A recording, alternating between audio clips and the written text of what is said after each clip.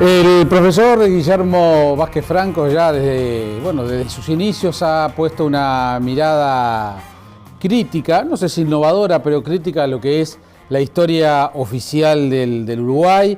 Ha escrito mucho, ha investigado mucho, todo lo que dice está fundamentado con documentos, pero también hay una interpretación de esos documentos. Y su último libro es Traición a la Patria, editado por Ediciones del Mendrú. Allí Marcelo Marchese y toda la barra le han publicado este libro que habla mucho de los uruguayos o de los orientales y los uruguayos. Es una distinción que el profesor Vázquez Franco se dedica a hacer permanentemente en el libro. Habla mucho de nuestra independencia, de la identidad, todos asuntos que vamos a estar compartiendo con el profesor a partir de este instante. Un gusto recibirlo. Mucho gusto, gracias de estar acá. ¿Quién ha escrito la historia oficial del Uruguay? ¿Quién la ha escrito? No, ha sido muchos. No sé a partir de cuándo. Siempre se le toma porque, en fin, es un punto de referencia, Bauzá, pero probablemente desde antes de Bauzá y después de Bauzá. El que pauta, el que da, el marco de trabajo es Bartolomé Mitre, ¿verdad? Ese es el patriotismo, la fundamentación del país, a partir de resultados conocidos, justificarlo todo echando mano de la historia. Bartolomé Mitre llega a decir que la Argentina está prefigurada con la cordillera de los Andes, lo cual es un disparate que recoge Pivel Devoto. A falta de cordillera de los Andes se establece que el país está configurado del río Uruguay. En esta gafe incurre primero Bauzá, ¿verdad? Que el río Uruguay prefigura nuestro país independiente. Es un disparate.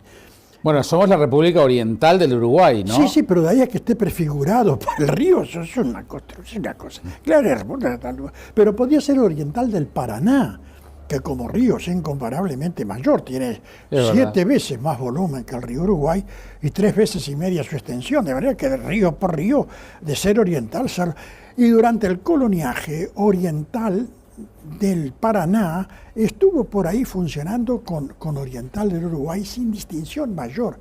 Artigas incluso llega a decir, en el Congreso de Abril, vuestras hazañas se comentan desde los muros de nuestra ciudad hasta los márgenes del Paraná, porque era toda una unidad oriental del Paraná, ¿verdad? No se distinguía entre ríos de la parte oriental del Uruguay. En fin, de manera que eso está un poco difuso. ¿Pero hay una historia oficial? Sí. No está decretada. Pero es la que aprendimos, es la que aprendió usted, exacto, la que después aprendí yo, exacto, la que sabe.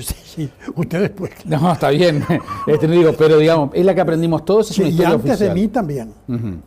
Después de mí usted, y antes de mí los que vieron antes, es la que aprendieron. Se perfila desde los últimos 20 años del siglo XIX. Cuando se dan cuenta que en un momento dado está la Convención Preliminar de Paz, claro, el gran instrumento escamoteado por la historiografía oficial, el gran instrumento ninguneado por la historiografía oficial, del cual se pasa rápidamente, se enjabona y seguí de largo. Viví 15 años enfrente a la Plaza 4 de Octubre en San José. Así que cuando yo, en todos los medios en los cuales trabajo y en la radio, celebro el 4 de octubre, me miran con cara rara. Bueno, San José. Vamos a explicarle a los televidentes de qué se trata, porque la convención, o sea, Vicente Caputi fue, digamos, el primer historiador. Es Maragato, ¿no? Yo creo que no es nacido en San José, pero bueno, eso ha sido homenajeado. Está integrado allá. El historiador Vicente Caputi justamente lo que hace es reivindicar el 4 de octubre de 1828 como la verdadera fecha de la independencia del Uruguay. Sí. Yo lo comento eso. Sí, claro, sí. Le dedica a descartar, ¿verdad? Descartar. Bueno, pero ¿por qué? Vamos a explicar por qué el 25 de agosto es, para los que somos pro 4 de octubre del 28, es tan solo una declaración de deseos. No es la independencia, eso está claro. Sin duda, no es la independencia. No es la independencia de la República Oriental del Uruguay, claro. No, absolutamente no. Es decir, el 26 de agosto, al día siguiente, la República Oriental del Uruguay no estaba constituida, claro. Estaba constituida la provincia oriental, declarándose reunificada con las demás del Río de la Plata, a las que por derecho ha pertenecido y quiere pertenecer, tal cual dice la ley. Lo del 25 de agosto no sé cómo empieza a fabricarse, no sé, en la mente de aquellos hombres no sé cómo empieza a mezclarse la cosa. Cuando se quiere hacer en el año 1879 el monumento en la Florida, hay una carta estupenda de Juan Carlos Gómez diciéndole no mientan. No, el 25 de agosto no tiene nada que ver. Si el 25 de agosto hubiera habido independentistas, hubieran sido unos traidores. Eso se lo dice Juan Carlos Gómez. Yo publico la carta de Juan Carlos Gómez en el libro. Publico algunos documentos totalmente, están publicados todos. Documentos inéditos no publico. Pero son prácticamente inéditos. ¿Quién conoce la carta de Unamuno a Zorrilla San Martín? Nadie. No es un documento inédito, no, pero es... Bueno, ¿y quién conoce la carta de Juan Carlos Gómez? Que es terminante, le dice no mientan. Yo no adhiero a esos homenajes porque no corresponden a la realidad histórica. He dedicado mi vida a la verdad y qué sé yo, y no me voy a sumar a eso. Porque realmente no lo es. Entonces Juan Carlos Gómez está ahí, aparece una calle Juan Carlos Gómez, no por esta carta, sino porque como era colorado, el partido lo puso ahí y le metió la calle. Pero seguro que sí. Pero en realidad Juan Carlos Gómez se niega a asistir, cuando es invitado a asistir a los actos en Florida para inaugurar el monumento que está ahí en Florida. Cuando es invitado y lo rechaza. Y esa carta está totalmente ocultada, porque es mentira, tranquilamente. Ahora, yo qué sé, como se sumó, no me lo diga. Todo el establishment estuvo de acuerdo, no sé. Entonces, hagamos el razonamiento al revés. El 25 de agosto de 1825 no es nuestra fecha de independencia, pero por esas cosas es lo que se celebra. ¿Por qué, como usted dice, se ningunea el 4 de octubre de 1828? Bueno, porque a quién le gusta que su país sea independiente, porque el emperador del Brasil lo declaró independiente en portugués. ¿A quién no les gusta? No queda pero bien. Pero además esas pero está ahí, sí, se pusieron de acuerdo otros en dejarnos libres. Exacto, en hacer amputar la provincia oriental a la totalidad de la patria que es la traicionada. La patria argentina es traicionada al amputarle una provincia, ¿verdad? ¿Y qué provincia? No porque sea más o menos que otra, es muy estratégica, porque con la provincia oriental integrada, como estaba hasta el año 28, el río de la Plata era un río interno. Al fabricarle la independencia, al amputar la provincia, fabricándole la independencia, el río de la Plata pasó a ser un río internacional. Por lo tanto, gobernado por normas internacionales, bueno, que vienen desde el Estatuto del Danubio para atrás y para adelante, el Mississippi. Hay muchos estudios sobre ríos internacionales. No porque el Mississippi lo sea así. O fin, lo fue en el momento en que todavía de un lado y de otro eran dos estados distintos los que había. Pero no estaba hablando del Mississippi. El río se pasó a ser un río internacional y eso nos debilitó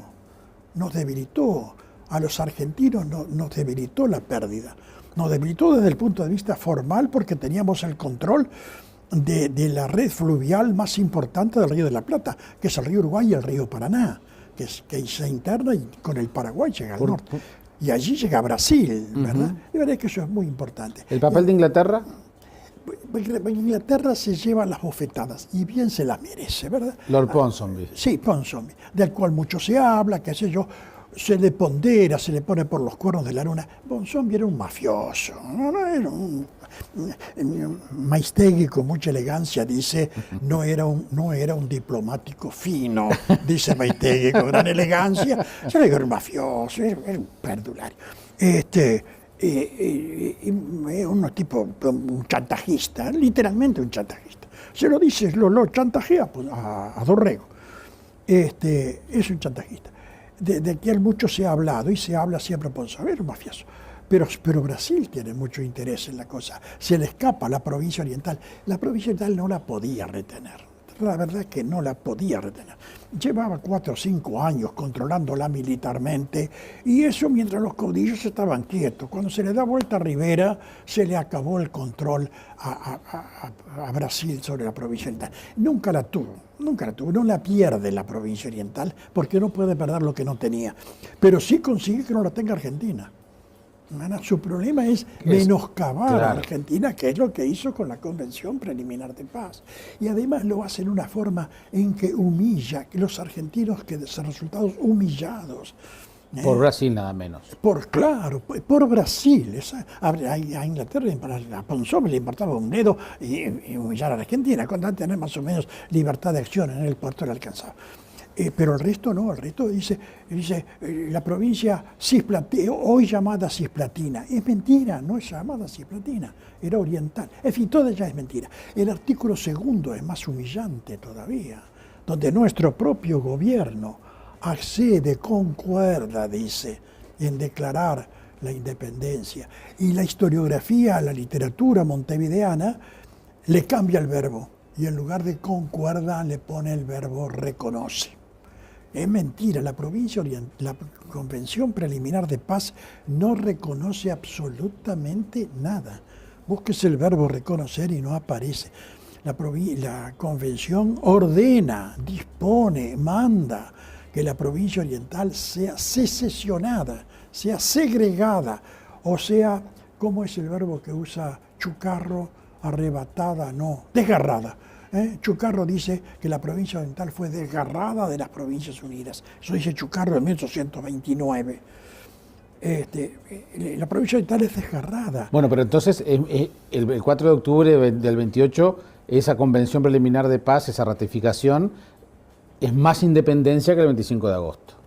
No, esa es independencia, no el 25 de agosto. No, eso está claro, eso está claro. ¿Y qué pasa entre el 28 y el 30? Porque para muchos, para seguir ninguneando y no aceptar lo del 28, dicen, bueno, en realidad arrancamos con nuestra Constitución el 18 de julio de 1830. Bueno, ese es el resultado de la Convención Preliminar de Paz, que ordena, literalmente ordena, que la provincia se dé una Constitución que será revisada por las altas partes contratantes, es decir, Argentina y Brasil revisarán el proyecto constitucional, y efectivamente, cuando el proyecto se aprueba en septiembre del 29, sale a Río de Janeiro Nicolás Herrera y sale a Buenos Aires Santiago Vázquez, cada uno de ellos con el proyecto de constitución, a recabar de los respectivos gobiernos la aprobación de ese proyecto. Ese proyecto fue aprobado recién y ahí aparece lo del 4 de octubre, que ustedes embroman con el 4 de octubre. Tiene nada que ver el 4 de octubre. Es como si alguien es independiente desde el día que lo inscriben en el registro civil. No, el tipo nace cuando nació. Cuando nació, claro. Después en el registro civil. ¿Cuándo celebraría usted la independencia? Sin duda el 27 de agosto, cuando se celebra la convención. Espere, dividamos. ¿Y desde cuándo este territorio es independiente? Este territorio era colonia española. ¿Desde cuándo no es más colonia española? ¿Alguna vez alguien se planteó desde cuándo este territorio, que hoy es nuestra república, dejó de ser colonia española? ¿Desde cuándo?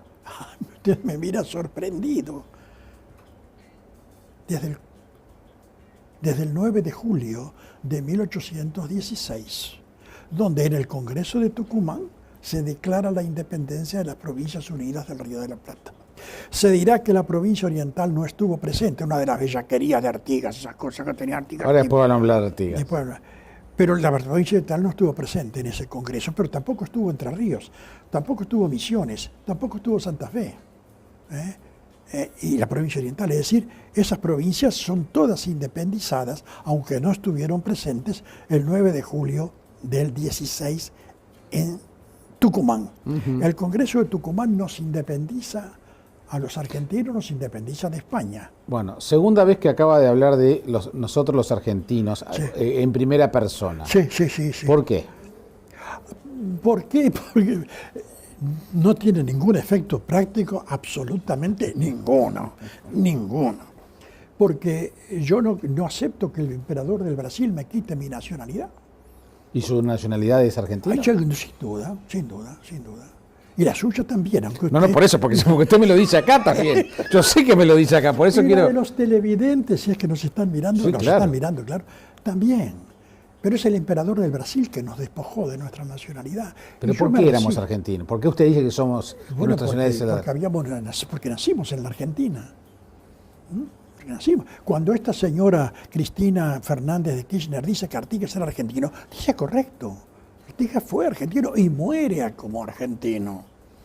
Y Artigas muere como argentino. ¿Y él se consideraba como tal? Todavía el gentilicio argentino se usaba parcialmente. Artigas no lo usó nunca. Artigas no lo usó nunca. Pero nunca se consideró, nunca se declaró uruguayo. Bueno, no existía el Uruguay. Usted permanentemente, dependiendo del momento histórico del que habla, aclara en el libro orientales o uruguayos. Uruguayo. ¿Cuál es la diferencia entre oriental y uruguayo?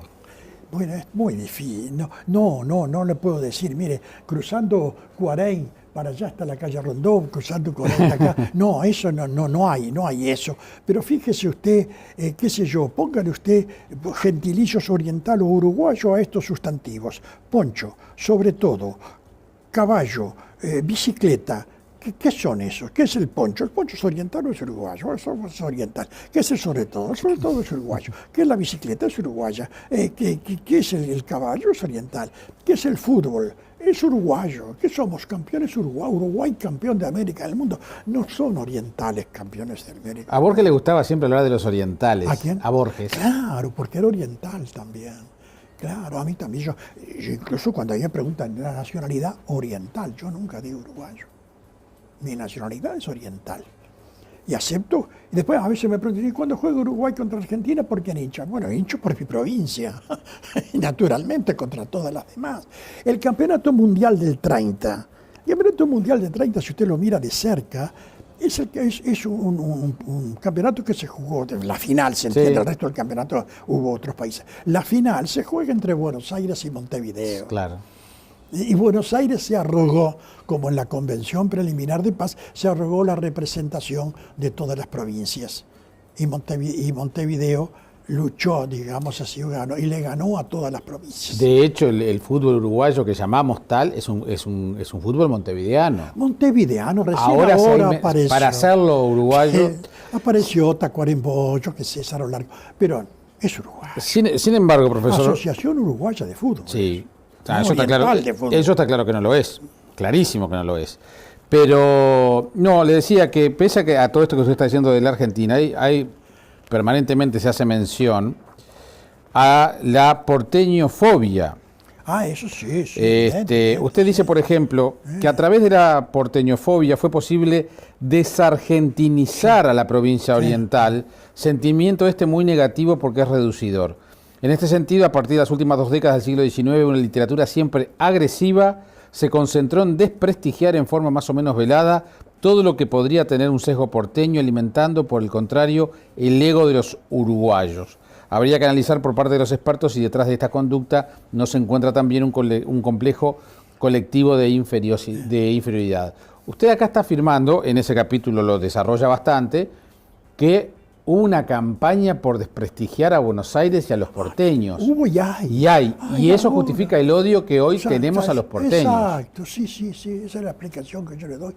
Sí, pero ahora, no sé, prende la radio, va a escuchar, porque los porteños, porque Buenos Aires. Sí. ¿Y por qué? ¿De dónde viene eso? Porque no tenemos más remedio. ¿De qué nos agarramos para ser independientes? Tenemos que rechazar a los porteños.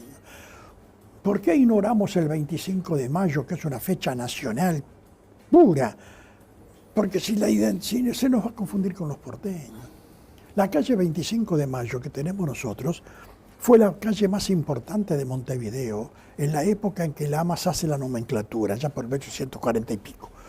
Lamas se merece muchas reservas por muchos motivos, pero era un tipo inteligente y un tipo informado, sabía de qué hablaba. Cuando le pone 25 de mayo a la calle más importante de Montevideo, es porque el 25 de mayo era una fecha miliar en la historia del país. De hecho, debe ser una de las fechas de las calles que se repite en todo el país. Sí, no sé. Sí. En prácticamente todas las capitales departamentales. En San José debe haber. Sí, y en el centro. Es de la más importante de la ciudad. Ahí está. Exacto. ¿Por qué? Porque, en cambio, 25 de agosto pasó a ser una calle del arrabal del Montevideo de la época. Hoy la han puesto Rambla 25 de agosto. Pero la gente no lo siente. No, absolutamente, porque es artificial. Porque es artificial. En cambio, Lama le da 25 de mayo a la calle, es más importante, porque lo era. Y fue feriado nacional. Yo creo que yo siendo escolar todavía no iba a la escuela el 25 de mayo. No estoy muy seguro, pero creo que no iba a la escuela el 25 de mayo porque era feriado. Creo que con Terra, con Terra cambió. Se eliminaron y se eliminó 25 años. Pero es disparate, fue una fecha nacional y acá no se pudo, no se festejó. Fue una omisión, no fue un escamoteo. Era un escamoteo deliberado, cobarde, porque le tienen miedo, porque si lo abordan, tenemos miedo de perder nuestra identidad, que no tenemos. En todos estos años que uno tiene periodista y hablando con gente del exterior y todo, debemos ser el pueblo de los que más se preocupa por qué somos, por la identidad. Hemos escrito toneladas de diagnósticos, libros, hemos hecho programas de qué somos los uruguayos, el tema de la identidad. Usted le dedica capítulos a justamente esa preocupación y capaz que tiene que ver con esas crisis de nacimiento que tenemos. Claro, esa ausencia, ese nadismo, nada. Hemos inventado mitos, inventamos el mito de la lucha de puertos, eso es un cuento chino, que el puerto de Montevideo era mejor que el de Buenos Aires, otro cuento chino, otro mito, el sentido autonomista de los orientales, otro cuento chino, el que nuestra provincia era frontera entre dos imperios, otro cuento chino, inventado para ir poniendo mojones, ahí miren cómo tenemos que ser independientes, porque nuestro puerto nos prefiguraba la independencia, porque eran todos autonomistas y se optó por la independencia. Todo esto es falso. Revise usted la plana mayor de lo que llamaríamos el patriciado, palabra que no me gusta pero no tengo otra. No hay un federal, puede ser que Carlos Anaya, pero Carlos Anaya era bonaerense, lo cual no quita.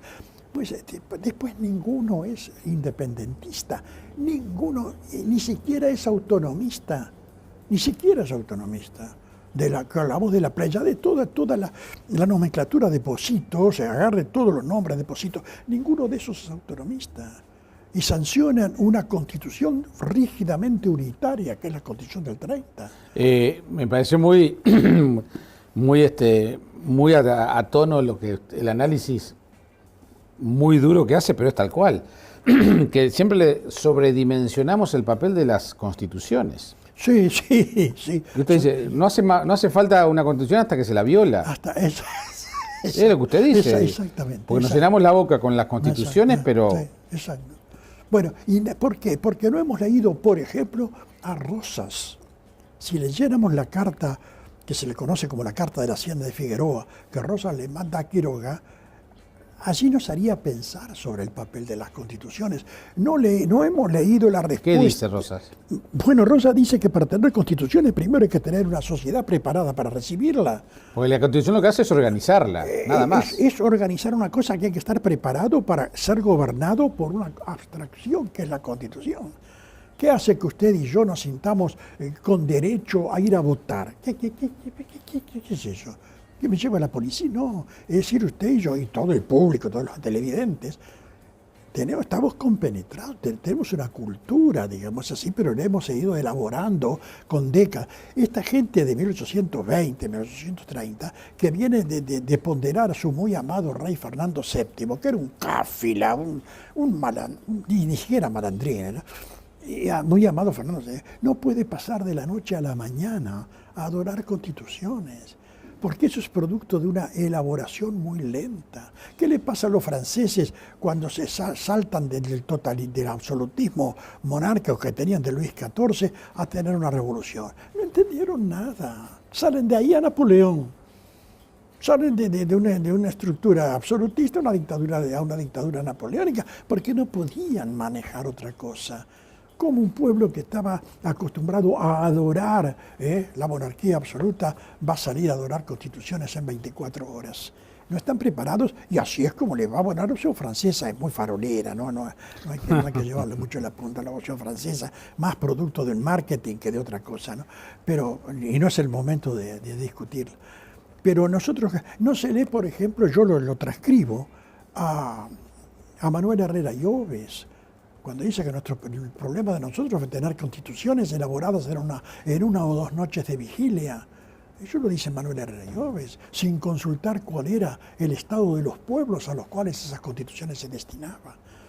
De ahí el fracaso que nos tiene, dice que nos tiene botados a la risa de los pueblos realmente inteligentes y cultos. Eso dice Manuel Herrera Lloves. ¿En qué año? 1838, por ahí, 39. Yo ya he pasado un poco de agua bajo los puentes. Entonces, un poco después de eso, con la década del 40 lo dice. Yo lo cito a Manuel Herrera y lo transcribo. Porque es así, no estamos preparados. Dice Artigas, qué sé yo, es muy veleidosa la voluntad de los hombres, lo cual es cierto. Solo el freno de la Constitución puede afirmarlo. Pobre Artigas. Eso que hay que atribuírselo a su candorosidad, a su inocencia, ¿verdad? Infantil. Hay que pensar si la Constitución puede frenar los golpes de Estado. El golpe de Estado que padecimos, usted y yo, aunque usted joven lo padeció igual, Sí, sí. No es que no tuviéramos una Constitución que frenaba. No, justamente, la pasaron por arriba. La pasaron por ahí. Lo dicen los caudillos, se le atribuye a Rivera, pero también se le atribuye a Quiroga, no importa cuál. De hecho es que dice, si ese librito molesta, lo rompemos. Porque para eso era un librito. Hacíamos así, se Bueno, rompió el librito. de hecho nos quisieron imponer una constitución y no pudieron. Bueno, en el 80. ahí funcionó algo que aquellos colonos no tenían. Nosotros, los orientales y los uruguayos, hay que aceptar que también los uruguayos, en 1980 teníamos ya incorporada, después de décadas y décadas y padres y abuelos que nos venían preparando, teníamos idea de que una constitución, y la paramos. Pero frente a eso, tiene usted cientos de ejemplos de que las constituciones van y vienen y van y vienen, ¿no? Mencionó Artigas. Usted tiene un capítulo, si bien es mencionado bastante en el libro, tiene un capítulo dedicado a Artigas, el gran argentino. Sí. Porteñófobo obstinado, Exacto. lo califica. Exacto. Y bueno, y a partir de allí dice que usted no se refiere a la Artigas creación o resultado de la literatura y del arte, ni de la imaginación, no el Artigas de Blanes, ni el de Zorrilla, no a un Artigas artificial producto de la fantasía del Uruguay, que lo incorporó como héroe máximo, sino al Artigas histórico, a la persona, al ser humano que no supo cuidar de su familia, que perdió su fortuna, que no tuvo amigos, que durante 9 años luchó obstinadamente como un autista en el error. Y ahí sigue con calificativos. ¿Usted le tiene encono a la figura de Artigas? No, al contrario, todo lo contrario. No, ¿cómo le iba a tener encono? Es un estupendo caudillo, es un paradigma de caudillo. Sí, y se le estudia como un modelo de caudillo. Sí, no, ¿Fue no, un no. líder? ¿Eh? ¿Fue un líder? No, fue un caudillo. Sí. ¿Cuál es el matiz entre Mire, su matiz intelectual? qué sé yo. ¿Es más pasional el caudillo? ¿Tiene menos? Usted dice, tal empresa, y no voy a citar a ninguna, es líder en la industria química. No dice es caudillo en la industria química, usted es líder. Es decir, encabeza. El líder encabeza, pero encabeza por cabeza, porque tiene cabeza.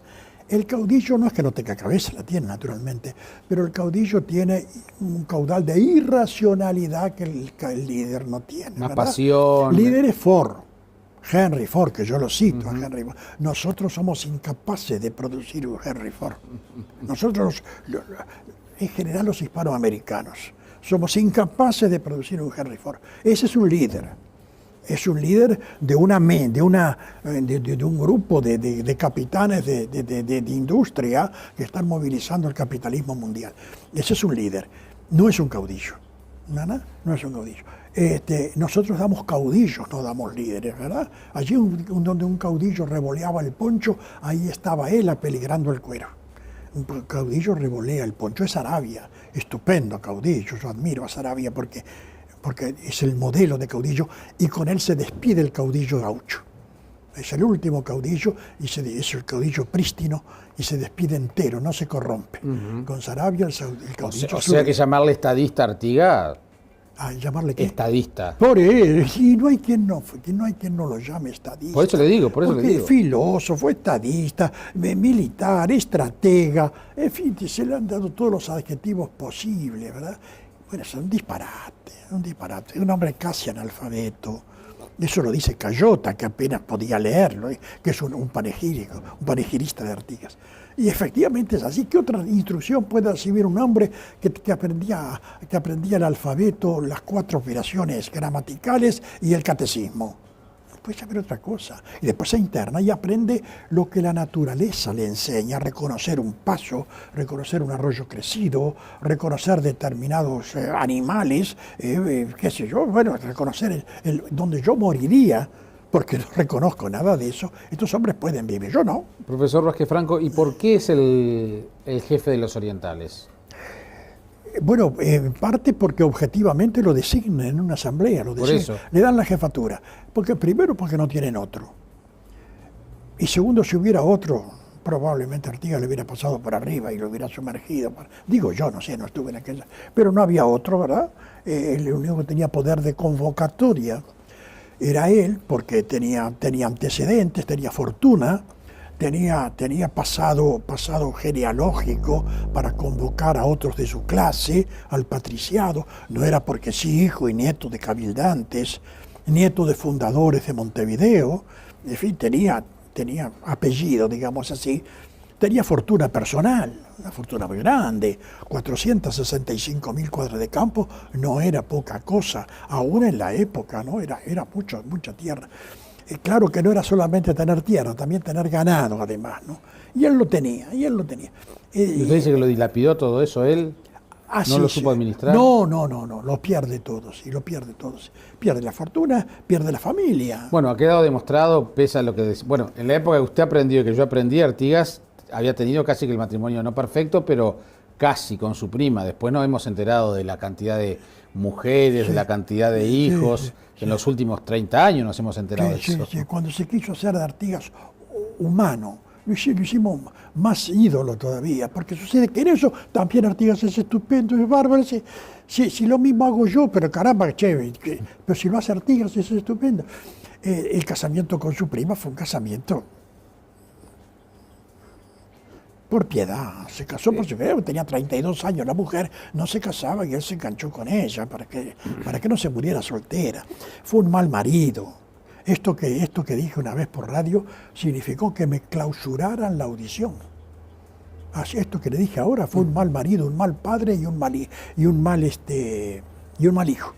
Cuando dije esto me clausuraron la audición en Radio Carve.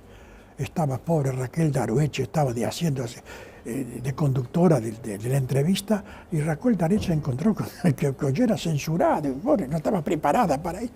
Fue un momento duro, porque no es una persona de censurar a nadie, Raquel Darueche. Pero en fin, vino la autoridad y Radio Carve me clausuró. El otro día no, cuando salió el programa El Origen de Facundo Ponce de León, fue muy El Origen, sí. Ya sé lo que sí. Sí. Que lo entrevistaron a usted, sí. Pero no, fue muy interesante cuando van a Paraguay y le preguntan a una maestra de la escuela del Solar de Artigas, sí, qué pensaban de Artigas, y la mujer le dijo, horrible, era un mujeriego. Sí, un rechazo tenía esa paraguaya. Sí. No es que fuera un mujeriego, es que era era un padrillo. Y entonces lo que había volteaba, pero eso lo hacen los padres.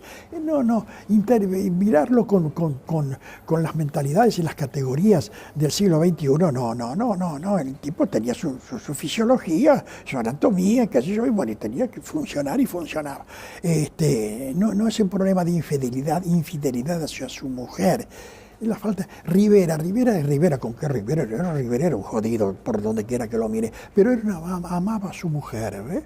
La amaba, le ponía cuernos por todos lados, le mandaba hijos y más hijos, pero él amaba a su mujer, él tenía una relación afectuosa con su mujer. Artigas no es un hombre de sentimientos. Profesor, los 33 orientales, ¿héroes? Yo qué sé, bueno, están decretados que son héroes. Hay una plaza que está dedicada a ellos. Yo creo que usted me lo diga. ¿Desde cuándo seguía usted por los decretos? No me niego. Mire, héroe o no héroe según los resultados. Los 33 orientales fracasaron. El movimiento de los 33 orientales, que se inicia, la proclama de La Valleja al desembarcar el 19 de abril en la playa de la Graciada, argentinos orientales, la gran nación de que sois parte, espera vuestro pronunciamiento para acudir en vuestra ayuda. Eso es una convocatoria a la unidad. Para eso vienen, para reunificar la provincia al resto de las provincias unidas. Luego el gobierno provisorio, en junio del 25, cuando convoca a asamblea, que será la de la Florida, dice para reunificar la provincia a la que siempre ha pertenecido. Es decir, el desembarco de los 33 fue para reunificar. ¿Qué pasó entre el año 25 y el año 28? Para que ese propósito tan claramente identificado en abril del 25 se invirtiera hasta convertirse en el fracaso más rotundo, que fue la segregación, la amputación de la provincia, yo no sé. Pero manera de, ni siquiera de hipótesis, dígale de ocurrencia, yo pienso que fue un movimiento adoptado por la masonería inglesa en Londres, que naturalmente por un proceso de fichas de dominó llega a la masonería brasileña. Yo se lo atribuyo. Que el movimiento de los 33 en el año 25 viene bajo el patrocinio masónico, no me cabe duda, incluso no eran 33, eran 40 y pico. Los integrantes de la expedición, si 33 es un número masónico, ¿sabe? 33 grado mayor de la masonería. Es el grado mayor. Sí, es el grado mayor. Si usted mira los contribuyentes, que son muchos, los contribuyentes, de una gran proporción de contribuyentes, la cruzada tuvo mucho dinero, dispuso de mucho dinero.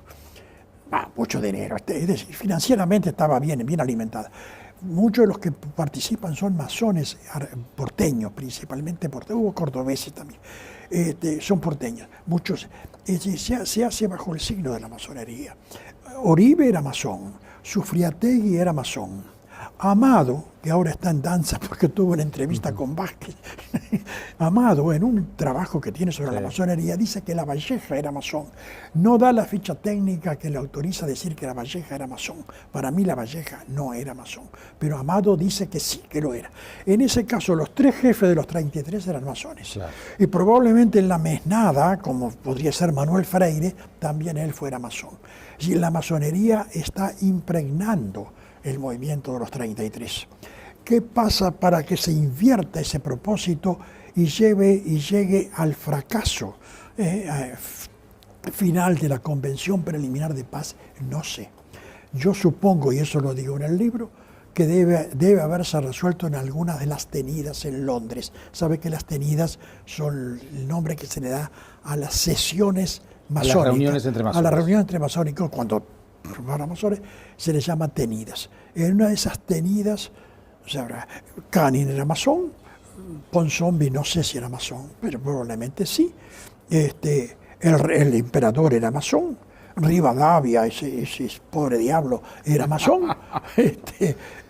Dorrego no era masón, y Dorrego se opone a triturar a las provincias unidas, perdiendo una provincia. Qué casualidad, se opone. Y el que vota en la Convención de Santa Fe, la escisión, un tal Baldomero García, un desconocido, ese sí era masón. Profesor Vázquez Franco, siempre es un placer escucharlo. Bueno, no nos deja indiferentes ni usted conversando, ni el leer este libro, que yo lo tengo todo subrayado, todo doblado, porque además debería subrayarlo todo, porque cada frase, cada concepto es dinamita pura. Sí, pero bueno, sí. Y ahí establezco, por ejemplo, la ley de caducidad de nosotros. La ley de caducidad es una infidelidad al testamento dejado por Artigas. Artigas establece, qué sé yo, el gobierno supremo de la nación y los gobiernos de las provincias se dividirán en poder ejecutivo, legislativo y judicial. Esto es de memoria, se lo digo textual. Se dividirán en poder ejecutivo, legislativo y judicial. Estos tres resortes, dice Artigas, refiriéndose a los poderes, serán independientes entre sí y jamás estarán unidos en sus facultades. ¿Qué es lo que hace la ley de caducidad? Subordinar al Poder Judicial al Poder Ejecutivo. Es decir, invierte el testamento de Artigas. Y eso lo hacen los artigófilos, los que se golpean el pecho. Los mismos que pusieron la estatua de Artigas en la Plaza de Independencia. Es de los momentos más disfrutables del libro es cuando usted escribe... La anomalía mayor, esos mismos que se golpean el pecho y van ahí a orar al pie del monumento y poner flores y hacer toda la parafernalia, esos mismos son los que agravian la memoria de Artigas y desestiman su testamento y subordinaron un poder a otro. Muchas gracias, profesor. Mucho gusto. Hasta pronto. El 4 de octubre de 1828 como la verdadera fecha de la independencia del Uruguay. Sí. Yo lo comento eso. Sí, claro, sí. Le dedica a descartar, ¿verdad? A descartar. Bueno, pero ¿por qué? Vamos a explicar por qué el 25 de agosto es, para los que somos pro 4 de octubre del 28, es tan solo una declaración de deseos. No es la independencia, eso está claro. Sin duda, no es la independencia. No es la independencia de la República Oriental del Uruguay, claro. No, absolutamente no. Es decir, el 26 de agosto, al día siguiente, la República Oriental del Uruguay no estaba constituida, claro. Estaba constituida la provincia oriental, declarándose reunificada con las demás del Río de la Plata, a las que por derecho ha pertenecido y quiere pertenecer, tal cual dice la ley. Lo del 25 de agosto no sé cómo empieza a fabricarse, no sé, en la mente de aquellos hombres no sé cómo empieza a mezclarse la cosa, cuando se quiere hacer pero podía ser oriental del Paraná, que como río es incomparablemente mayor, tiene 7 veces más volumen que el río Uruguay y 3 veces y media su extensión, de manera que de río por río, de ser oriental, y durante el coloniaje oriental del Paraná estuvo por ahí funcionando con oriental del Uruguay sin distinción mayor.